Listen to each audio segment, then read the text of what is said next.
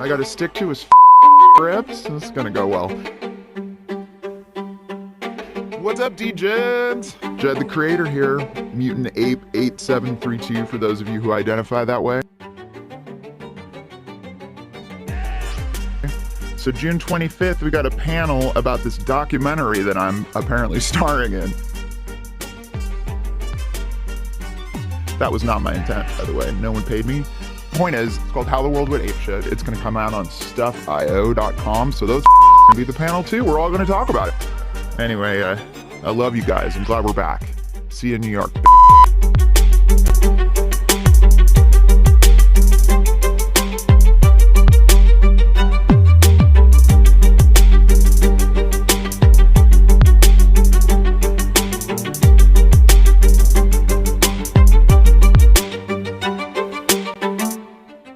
So intrigued, you want to jump into this world. And we'll talk a little bit more about the distribution model. So I run Original Productions, which is like a big label for Fremantle. We are strictly a nonfiction company. We do series, we do documentaries, we do everything from shows you've heard of, like Deadliest Catch is one of our series, to we have some big docs on Netflix. We did a doc about Waco 2 years ago. That was one of their top 10s. We had a documentary, another big hit for them about Oklahoma City. We have a feature doc about Texas native Dan Rather. So we play in all the genres of the nonfiction world. And when I was first approached by the director Sharon Bordas about this film, I was just blown away by it. And I have to admit, I am a newbie in the crypto NFT space. Our parent company had some NFTs around some of their big shows like American Idol and Price is Right and things like that. And what really attracted me to the film was the idea of telling the story with the apes, with bringing the NFTs to life to tell their own story.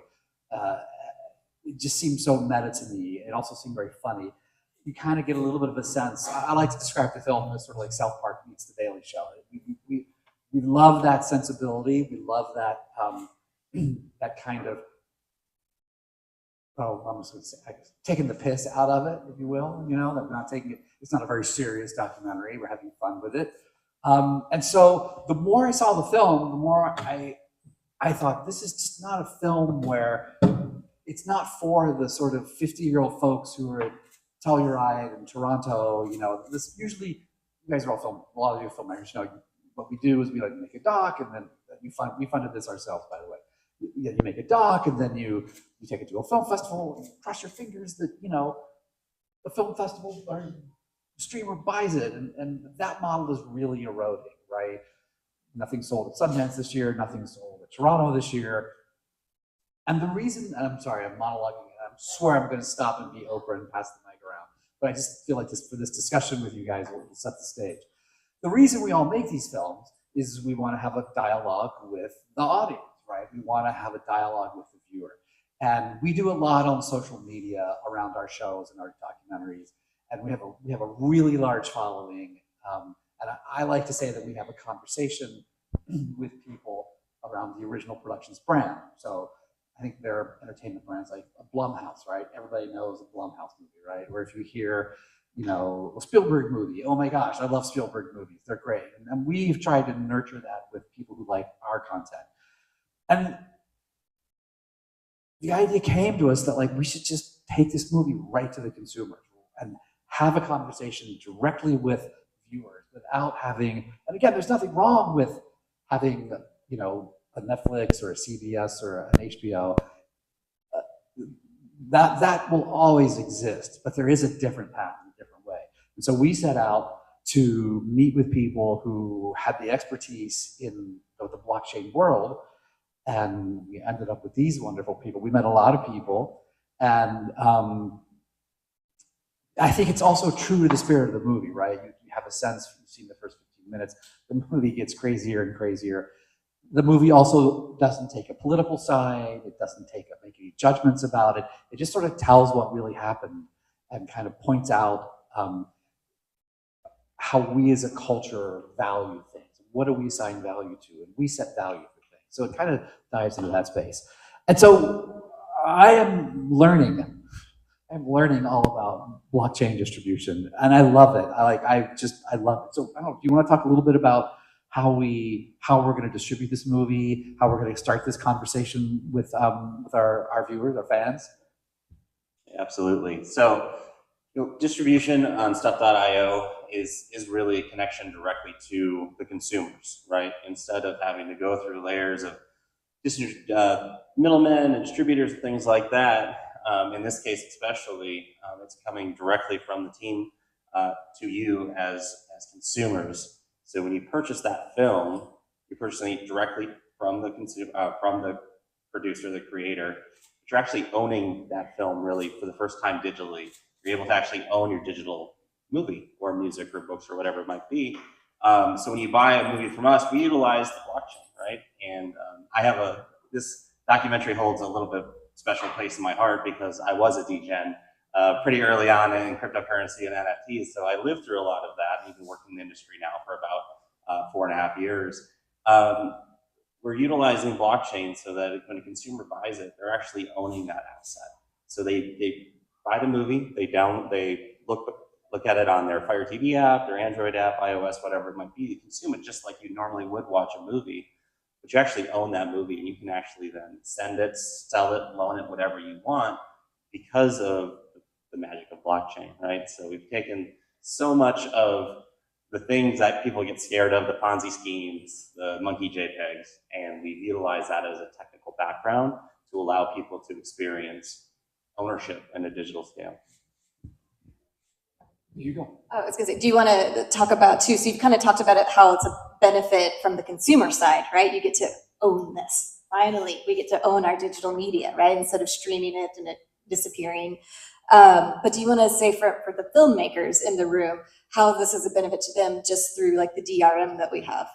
Well, number one is transparency, right? So the great thing about blockchain is that we can't hide how many films are actually sold, right? So we protect all of the DRM, all of your IP at a level that's never really been seen before because of our encryption, because of utilizing blockchain to actually protect everything.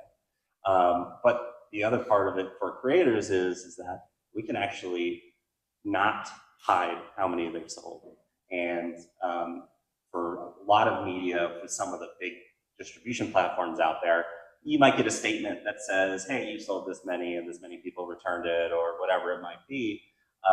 But here we're not blocking it. And that's really in terms of just a transparency, how much you're going to be able to have trust in the stuff.io system. Once we sell it to the consumer, that is protected. You know that it's been sold, and you can actually see by a blockchain. You won't necessarily be able to see like somebody's email address right off the bat or like know who they are, but you're able to see what accounts actually hold those movies, and you can actually engage with those customers further. So if you have a new movie, whatever it might be, you can actually engage with them because of the blockchain technology. Just to add to that, I think for Sheila will tell you, I have a very optimistic, I have a very optimistic outlook, and I think what I say to my team a lot is, right, it's easy to get caught up in like, oh my gosh, the feature film market is, declining. There is no more theatrical market for documentary. Cable and television, is declining, right? And I sort of feel like what's happening is in this new world that we live in, the one thing that's not declining is people's demand for content. That you never see a stat that says, oh, people are saying they want 30% less content, right? People still want content. They still want films and series and things like that. And so I feel like, the right response to this market isn't like doom and gloom, but it's sort of like innovation and optimism and trying to figure it out. And I feel like as filmmakers, this is a really strong tool, another arrow in our quiver, if you will, right? There's some projects that I will always be like, oh, we're going to take that and we're going to pitch that to Netflix and Amazon, Focus Features and all that. But there are other projects that I sort of think we can look at, and I'd love to hear your thoughts on this, that we can almost look at as its own little universe, not little, its own giant universe where, we have plans for like, if this really resonates, we're really mining the fandom of the ape crowd, right? That's our first strategy, is to go after the people in the crypto community, in the ape community, because there's a fandom there, right? And creating assets for them, maybe Jed has a podcast at some point, right? Like maybe Jed, and as you can kind of tell, Jed is sort of ends up being kind of the lead character.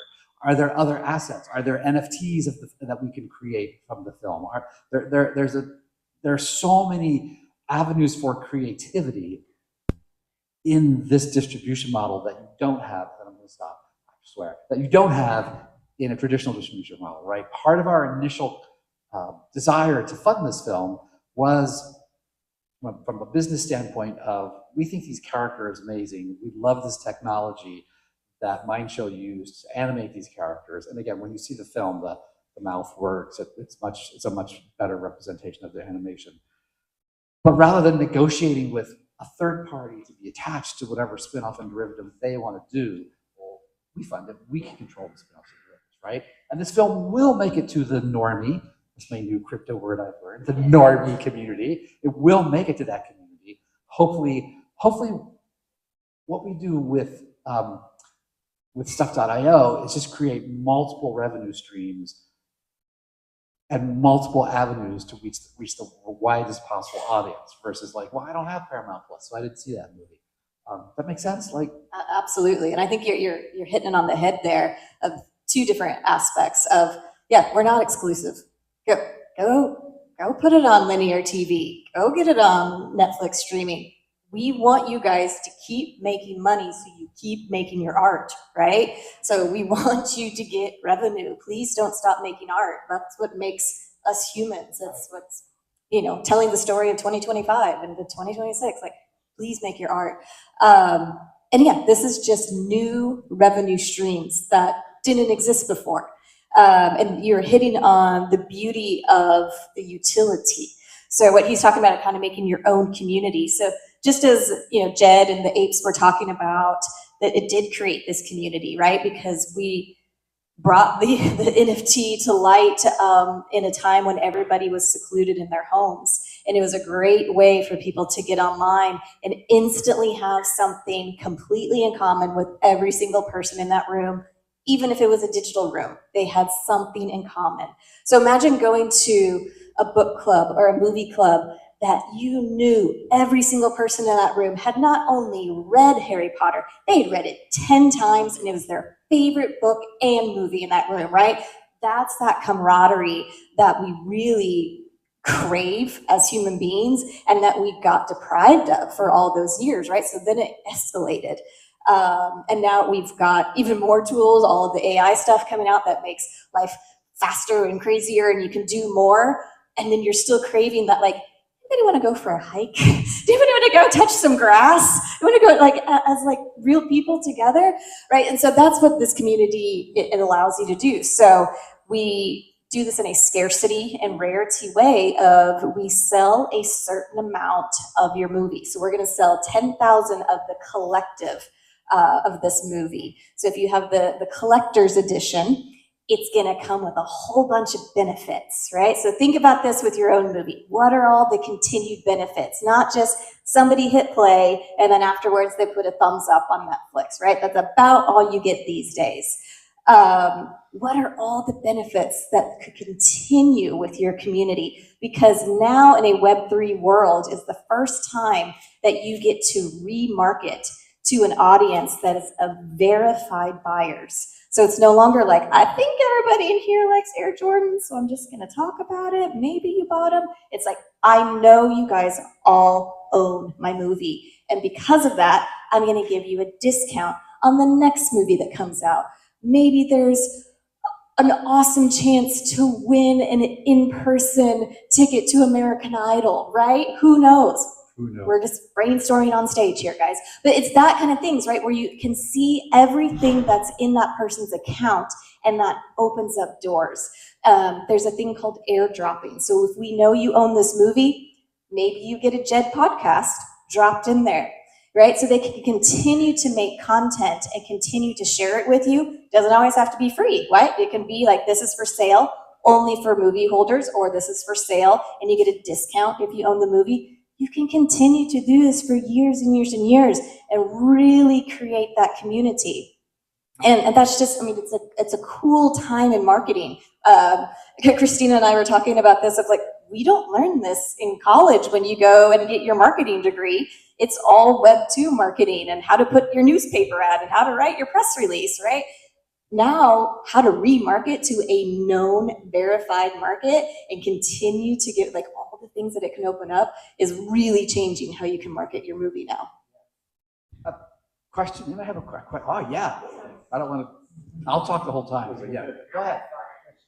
All right, let's start with one. Okay, well, first of all, thank you guys so much. My name is Alicia.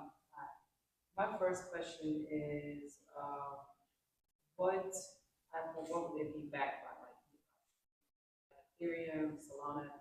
Can everybody hear it? I need to repeat the question. Oh, okay. So we actually build currently on 5 different blockchains. We leave it all up to the creator. So if you guys come in and have preferences, let's go. If you have never heard of blockchain and have no idea, we're happy to guide you based on what your movie is, maybe where the best audience is, where the best people that are collectors of that certain type of subject matter are.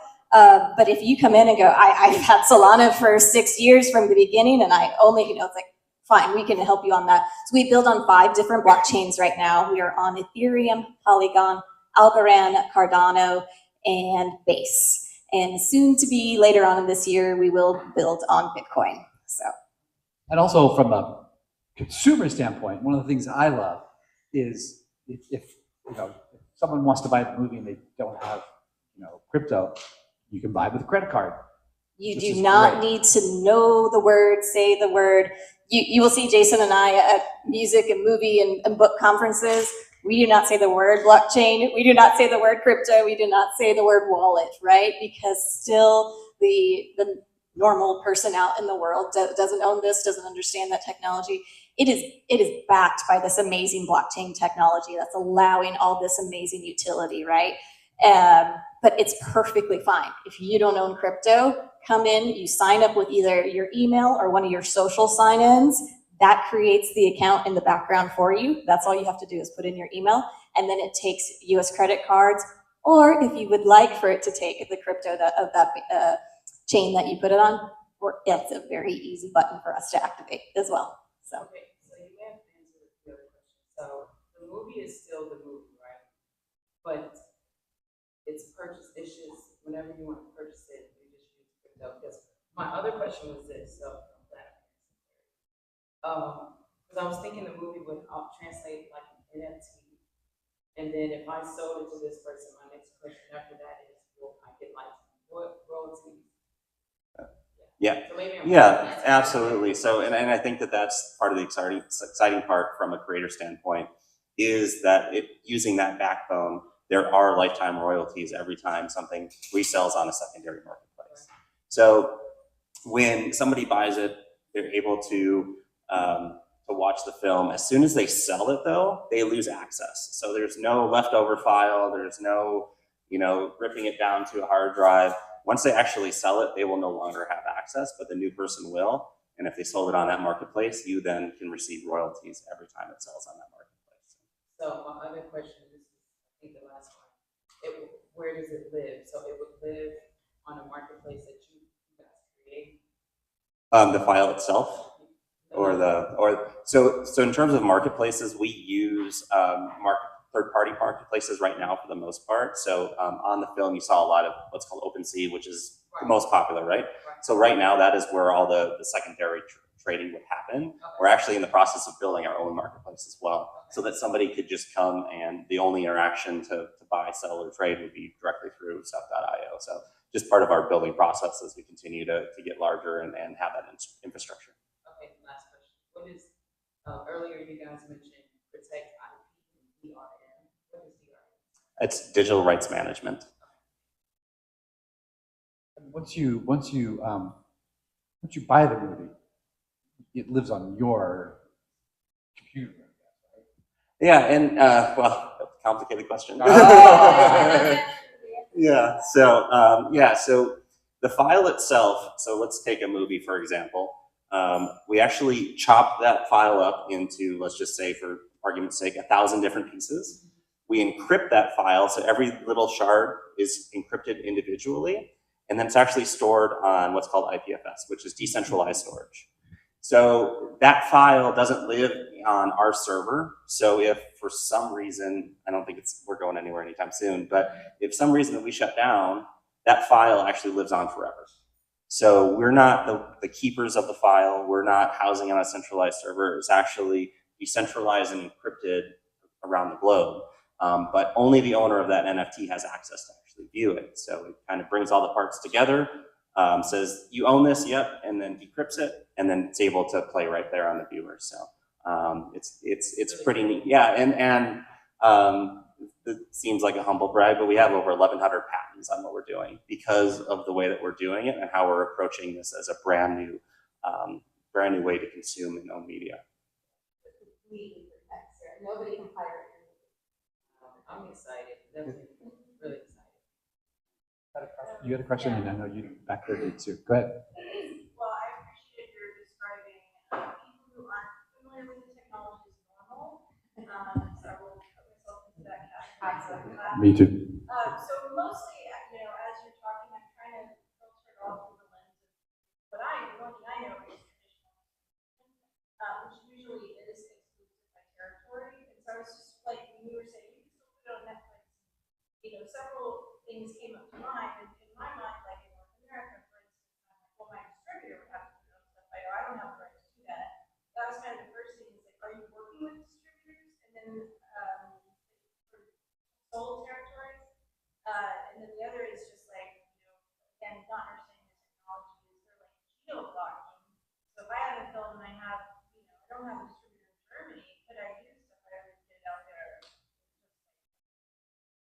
I will say absolutely, and we have done that. We've been around for many years with books, so just the same as some other platform out there that you might know started in books. We did the same, right? So we got all of this worked out, and so a lot of book publishers have this exact same question of the geo blocking, and they can't sell in China, for example, right? And so we have actually geo blocked, and we just did a very banned book. So we like to get the original versions out there. So we did 1984, and we actually sold 2 different copies of the audiobook because one had rights just inside the United States and one had worldwide rights outside the United States. And so our system was able to scan where you were from and say, you can only buy the USA one, or you can only buy the worldwide one, right? So we have that geo-blocking ability. As far as working with distributors, I mean, that might be a question for Jeff. I mean, so I think it just depends upon. So yes, mainly yes, and I think then there are certain like extenuating circumstances, right? So if we funded this, or like had I gone out and gotten equity financiers, raised done it that way, that sort of indie model. So we could put it here, right? We now are selling it through this distributor to the audience. Distributor is probably even the wrong word. So I still have all rights available. So let's say 6 months from now, we created so much buzz that Netflix comes to us and is like, oh my God, we love this movie, blah, blah, blah, blah, blah. Because I own it. I'm like, great, you get an 18-month license for this much money, right? And then when that license is over, I could license it to Hulu, or I could license it, I could go and license it territory by territory. So it gives us, it's still here, or if Netflix were like, we want it exclusively globally for a year, that would be the streaming rights, but the sales rights would remain with us, right? So think of it almost like, I'm probably the only one old enough here to have done this, like the DVD market, right? Like you'd premiere your movie theatrically, and then you'd have a DVD window, and you'd have a broadcast television window, and you'd have a cable window. So you're getting so many different windows. You're earning back your investment through all these different windows. Now, generally the way things are happening is you pitch it to whomever, and they're like, great, here's the money plus a premium, and we own it in perpetuity forever. So in some weird way, it's sort of like I came up in the 90s, like, you know, when like Robert Rodriguez would like, here I'm doing a medical experiment and I'm making my movie for 10 grand, right? It's kind of almost going back to those days where it's like we're finding ways to fund these movies, and then we have all these different windows, right? An airplane window licensing. So it's just how many slices can you get out of that pie? So in terms of, I don't know your distributor, but in terms of if you have a distributor who's funding your movie, they would probably be the ones to sort of start to slice like, okay, we're gonna go Stuff.io first, and then after 6 months, we're gonna do it here and do it there and do it there. So it does give you, and that's a really complicated answer. Does that make sense though? Yeah, it does, yeah, and then I guess if you have already self-distributed on Stuff.io, you just carve out those rights. Totally. Absolutely. It's kind of bringing back that almost indie kind of mentality when creators had a little bit more control over their content, right? So, like I say, I think it's just another arrow in our quiver. There are some projects where you may decide, you know, oh, that really feels like I'm just going to take it and pitch it and sell it, right? Because I think there's a certain fandom aspect to what we're doing. You know, I've talked to them about a couple other ideas I've had on different projects. Maybe there are some things with sports where it's like, well, this is part of the marketing, right? We're not maybe the film or the series or whatever will live on Netflix, but we're going to do, basketball player cards or exclusive content from the basketball players or something like that on Stuff.io. In the way that like a show, I'm going to take one of like our parent company show, like American Idol. They have all this exclusive content that they make. That doesn't live on ABC. You could put it on Patreon. You could put it on Stuff.io. You can just put it on your social medias. So I think we're in this time right now where fans drive things more than anything, right? And I think just to add to that is we've had a couple of case studies here with some creators, including a claymation studio, that we actually, almost like a Kickstarter, where we pre-sold what we call the Genesis asset, which was like a 15-second teaser of the claymation. So we pre-sold that. They knew exactly how many people were interested in buying it up front. And then when they finished it, we actually just airdropped it on this past Friday. We dropped the film right into the accounts of all the people that pre-purchased it. So it's kind of this hybrid of like, you know who your audience is, who really are those super fans, and you're able to reach them in a couple of different ways. And some of that might be, making sure that your film gets done, or, just building that deeper connection with that extra content. There's so many new things that are happening. I said Robert Rodriguez tipped off my head. I just read an article a couple weeks ago about him and Eli Roth and a couple other filmmakers are starting to, they've taken Kickstarter to a different level, and they're kind of using that model, but they're creating shares in a movie, right? So you're investing in a movie. So if they get a development deal, they share that across, or if whatever it's distributed. So people are really starting to find ways to have relationships with viewers that don't just rely totally on, going through the traditional route. The guy in the hat in the back, you had a question, then we'll come back to you. Yeah. Yeah. When people buy the movie on Stuff.io, how do they watch it? Do they download the file? You're talking about them needing to access the computer thing that says they owe it, or that they have the right to watch it. So do you guys have like an internet connection to stream it, or do you have a password protected file? Okay, so currently there's no native storage on a device. So right now it is streaming. What our wonderful engineering team is working on right now is caching, where you would have full offline mode. So if you're about to jump on an airplane, you wouldn't have to have Wi-Fi connection. So the file itself isn't natively stored, but we're working on that cache option where you could say, hey, just like you would on like a Netflix right now, say download because I'm about to jump on a plane and I don't want to watch what they're streaming. You'd be able to do that and watch it. And then eventually you just have to connect to the internet again to just prove that you own it. So yeah, our players right now, we have iOS, Android, we have Fire TV. So we have all those apps right now. And then we're also, part of our ethos is that we don't want to be the gatekeepers. And that's for creators, that's for customers as well. So we're working on SDKs and APIs that'll essentially allow anybody to host a reader. There's a lot of legal, there's a lot of security things there. So we'll start with some different like partners where you'll be able to actually watch, read a book, listen to music. You don't have to come to stuff.io in order to do that, right? Because just like we wouldn't want to have made a DVD where you could only watch it on a Sony DVD player. So we want people to be able to consume this anywhere they want, and that's just part of as we grow as a company and continue to get better at making sure that we can really, decentralize and democratize this for everybody. So then a follow-up question would be: is this like other streaming services? I would go there and sort of browse and find stuff and click it. Do you see this the same way where people go to stuff.io to watch stuff and then they just buy things off la carte? Or like, how do people find the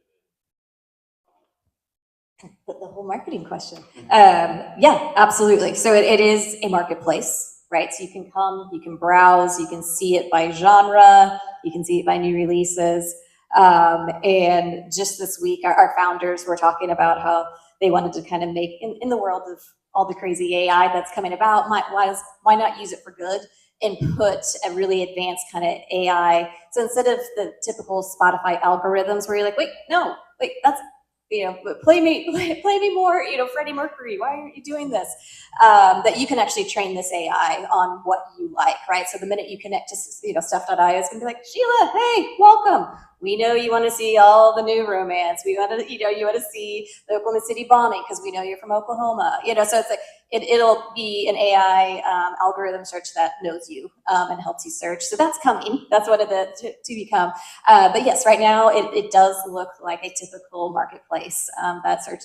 You can search by genre and new releases and all the fun stuff. And it has all the stuff. So we've got music, books, and video on there. So if you get, all distracted and wind up buying a book, it's all in the same place. So yeah. Yep. So will they also get, will they also be able to see like a movie trailer before they make a purchase and all that as well? Yeah, so we've got trailers on there now.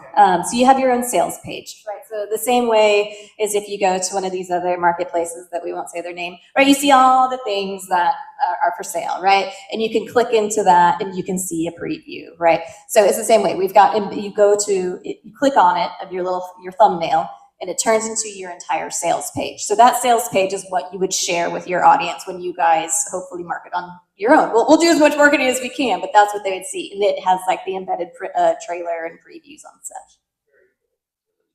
Yeah. When you walk me through the process as a creator on how we get paid through stuff.io, like how's the whole? That is a direct to Jason question. He's the one who will actually send you the money. So that Give me the money. Yeah. It also kind of is up to the creator as well, right? So we have the ability when somebody purchases, let's say they're using cryptocurrency, we utilize smart contracts where you could be paid directly through cryptocurrency, which I think is great for creators that are living in certain areas that maybe it's a little bit more difficult to transfer money to. Otherwise, it's traditional wire transfer, right? And we're very transparent upfront about, hey, this is our contract. This is how you're going to be paid, and then we just wire transfer you just traditionally. Even if somebody does pay in cryptocurrency, and you're like, I don't play with that. I'm not interested. This just scared me. We will pay you in cash and in USD or any other currency, depending on where you're at. That's awesome. Also, two-part question. What happens when you have multiple producers on a project and you have to split payments? stuff like that. You guys have like a tracking that we can utilize to know what we have to pay everybody and stuff like that. Can we set parameters? So some of that's kind of a la carte right now for us. I definitely have done that before. The nice thing about cryptocurrency is the cryptocurrency can do that automatically for us. Some of the deals, as we've learned in publishing and now especially music as well, rights management and royalties are a very complicated subject. So we've actually been in talks with a few different rights management companies to help us sort that out. A bunch of our creators so far have basically just said, hey, cut the check here and we'll take care of the rest because it's so complicated. So that's something as we continue to get better and understanding what the creators are asking for, we'll continue to pivot and make it best for you guys. It's usually, or in my experience, it's usually easier to have one entity who brings in the gross receipts, and then, because like, okay, this co-producer gets this share of whatever.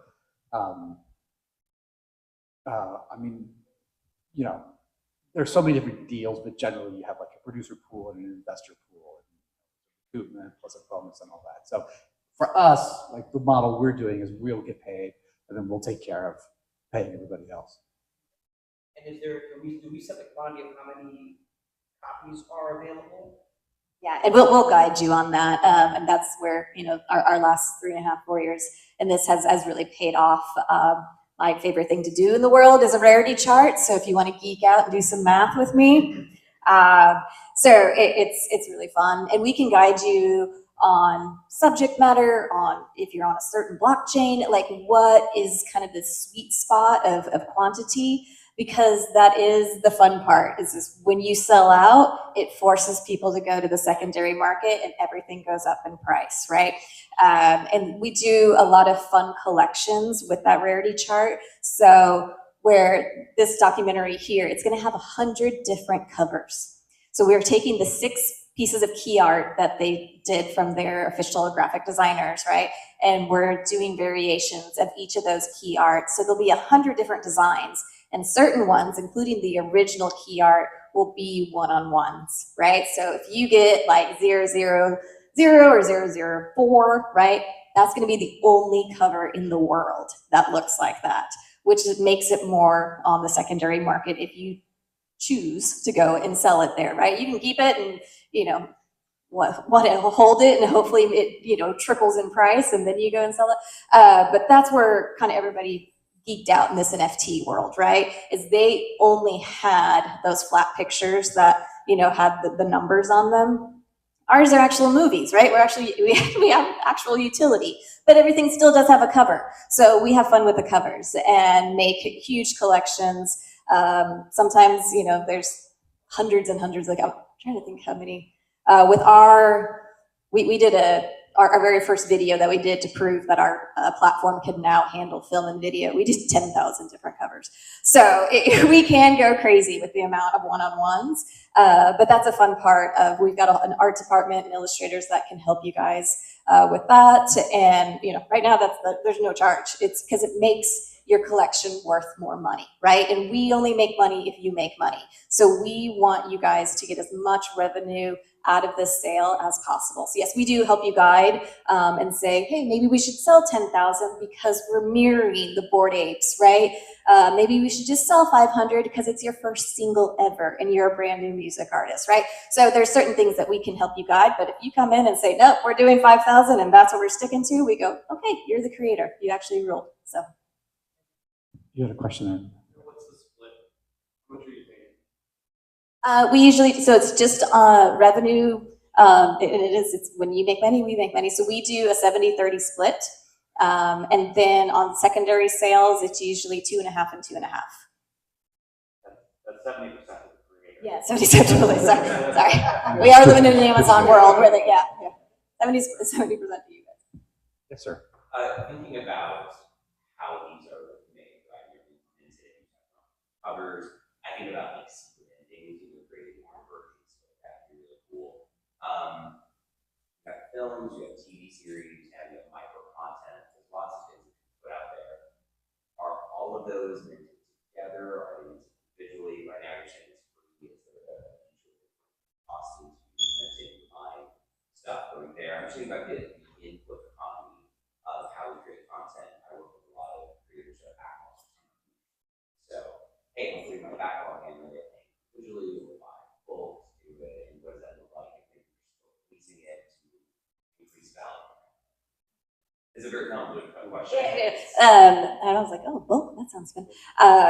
So we individually right now, and then if they do airdrops, right? So if they say, hey, we want to send out some, B-roll that didn't actually make the movie, but we think it's hilarious, right? If they airdrop to everybody who owns that movie, there is incremental costs that the blockchain charges, right? So that kind of stuff we can't hide. It's like, yeah, we would need to pass on the cost for that. But yeah, we could always put together bulk packages. We haven't done that yet. We've done a lot of stuff with publishers in bulk, but there's no reason that we couldn't say, yeah, come on and here's a schedule of your releases. Media. So is it based on link? Is it based on now? Is it because it's an item versus an object versus a runtime? Right. Blockchain doesn't care. Blockchain, it's the transaction.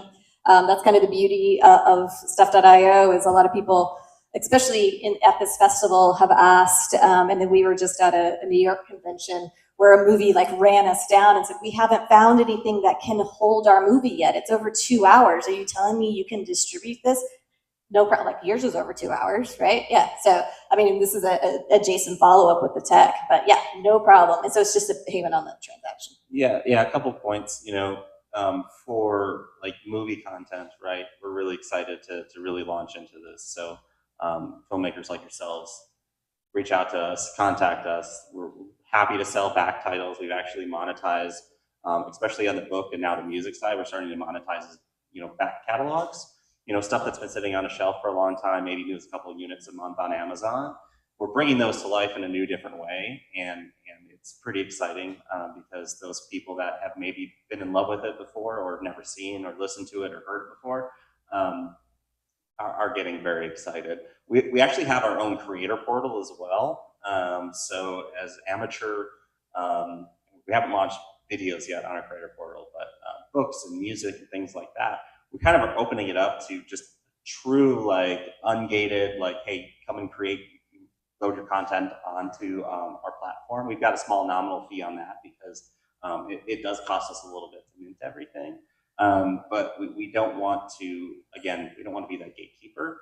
But I think there's a ton of excitement about movies. So, we'd be happy to even monetize back titles, things that you guys have all your rights for, or work through your distributors and we'll get it all hammered out with a split. Yeah. And even what he was talking about with micro content and stuff, we've done a lot of collections that have, even in books and stuff like that have had 10, 20 different versions, and you don't know what you're getting, right? This is a complete lottery. Everybody pays the same amount, and you go, oh my gosh, I got 001, I got the only cover in the world, and I got an exclusive video that the author put in there. David Duchovny has some crazy super fans, and we put in a time-lapse video that he had shot out of his window in New York City into his ebook, and it's some of the mixed media things that we are starting to do that we're really excited about. But the people wanted that, right? And we were getting calls from David's manager saying, hey, this person is really excited, when's more? What, how do we do this? How do we? So I think that's kind of the excitement, as you were mentioning earlier, Jeff, just about the different ways to interact and putting videos into an ebook, those types of things, soundtracks over movies, silent movies, things like that. So it's a pretty fun adventure right now of what we're able to do. And I know it puts a lot of stress on our tech team and they get angry at us.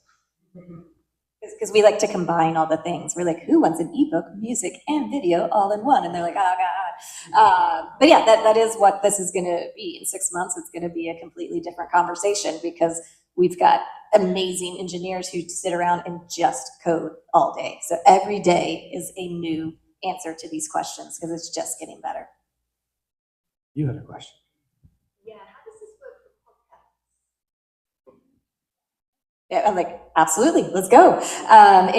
We can do podcasts as an episodic, so you can sell each one. You could do a bundle and then just chapter mark each episode that way. Is it just sound, or is it a video as well? Okay, even easier. So yeah, it would be just like you would buy. So if you wanted to do a chapter, if you wanted to go, here's the first 10 episodes, right? Then it would just be like buying an album of, a singer, and each new song would be each new episode.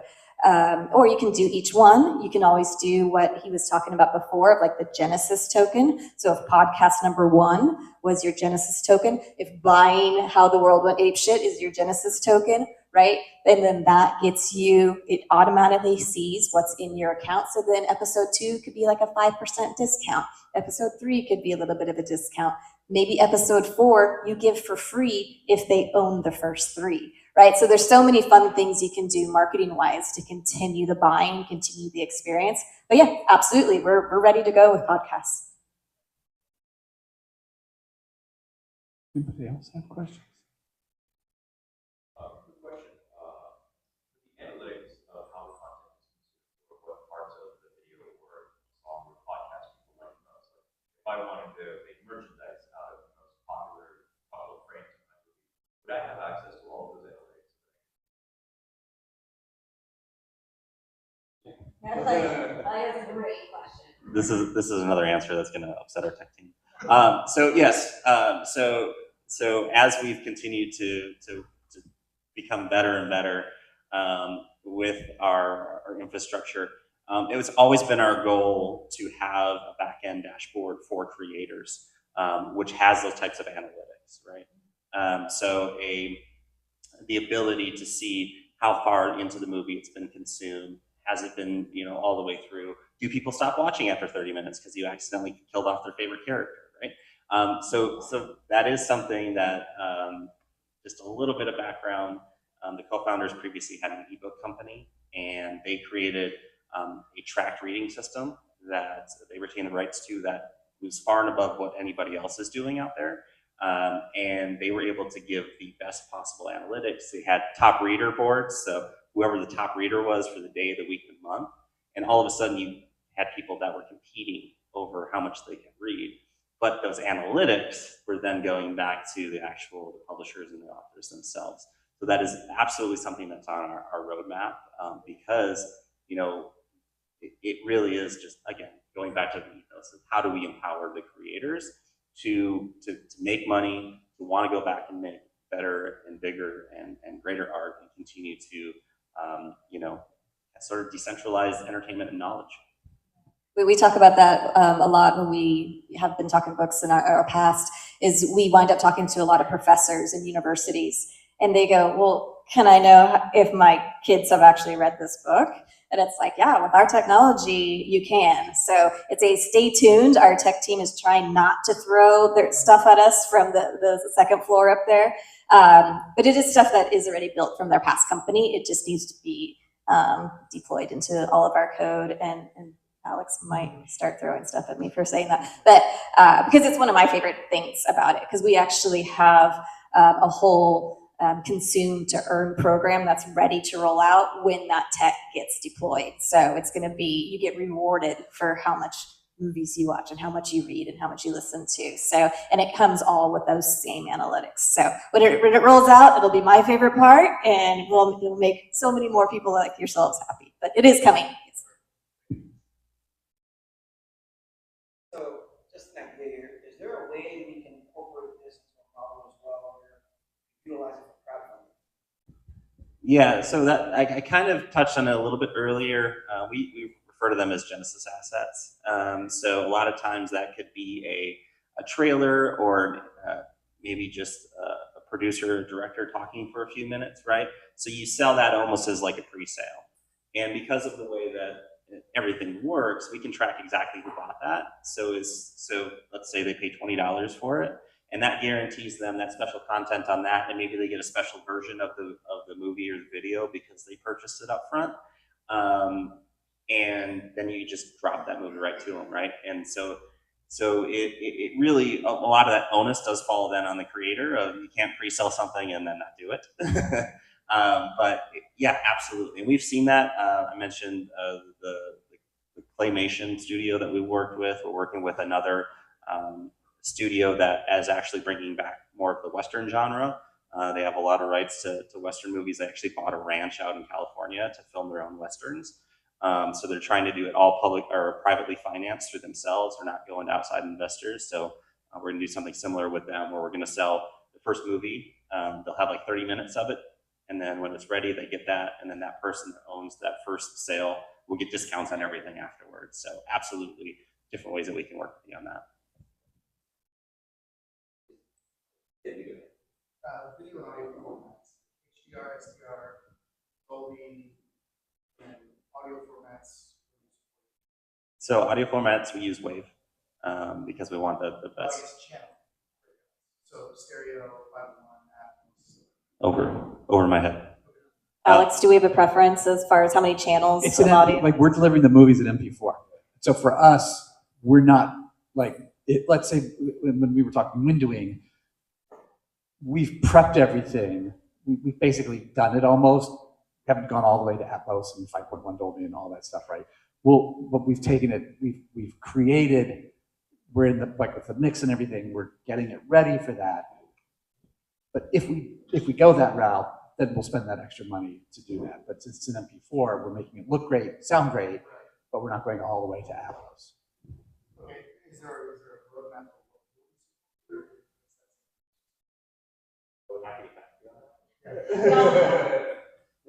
I mean, to me, you tell me if I'm wrong.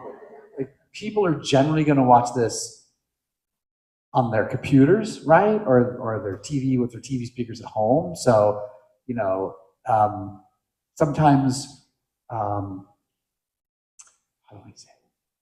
Sometimes, you know, like my sister in Memphis doesn't hear, like when we do like a big mix for like for something that's not going to be in the theaters, you mix it the same way. The specs are the same specs, but people don't hear it. And so I think that that's one of the things I also think is really a cool tool for creators is if you've made something that's a passion project on a lower budget, you don't have to worry about, oh, how am I going to get this to like, you know, 5.1, right? You can know that like there's a format out there that you can do it on. Is that fair to say? I'm just keep pointing and I'm assuming he's your tech guy.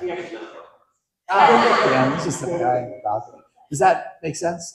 So you could probably create that and then down convert it to an MP4.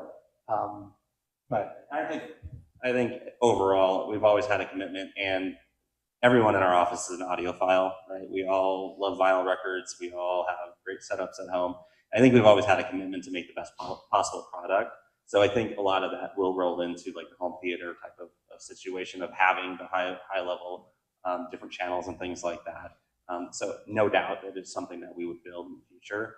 But yeah, at this point, you know, we're working with you know, the standard formats and give it as best as we can. But you know, I watch movies all the time from us at home with the surround sound system. It's a good experience, but again, we will continue to build. So it's safe to say right now it's the SDR image stereo. Yes. We're coloring it set HDR, and then we're going to drop that. Our current video standard is we put a 1080p, a 480, something with an envelope. So that opens us up in the future.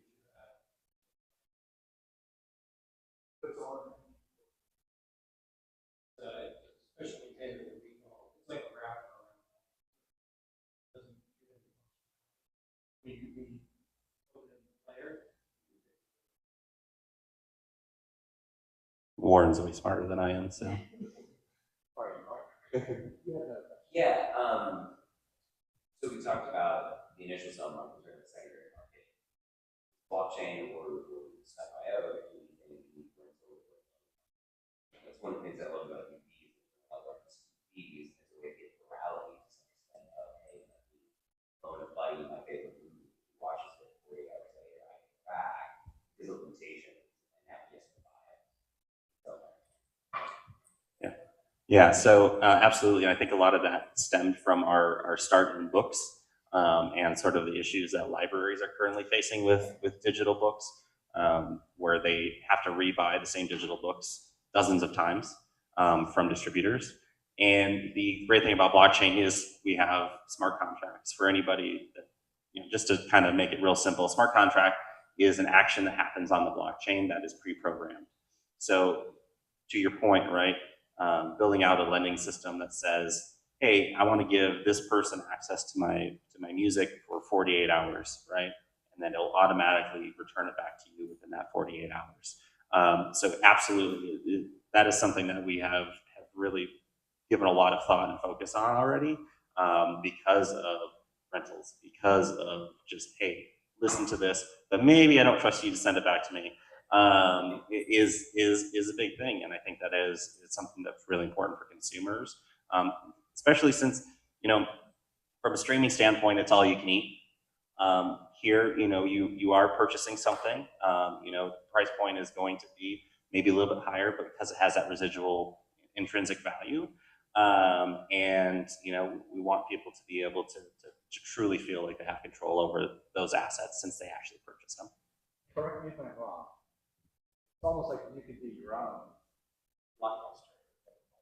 You could say, "Oh yeah, dude, totally watch my movie. $10.99 you have for 3 days, right?" And We say that's the beauty of stuff.io, beauty of blockchain, is you get to be your own library. You get to be your own blockbuster.